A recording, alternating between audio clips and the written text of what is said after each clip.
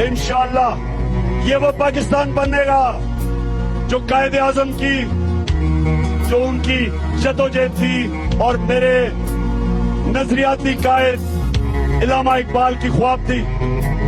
یہ وہ پاکستان بنے گا جو اپنے نعرے پہ کھڑا ہوگا, جو نعرہ تھا جب پاکستان بننے جا رہا تھا, اور وہ نعرہ تھا پاکستان کا مطلب کیا, اور لا الہ الا اللہ. اے اللہ کوئی نہیں ہے خدا سوائے تیرے, اللہ کے علاوہ کوئی نہیں جھکنے والا جس کے سامنے ہم جھکے.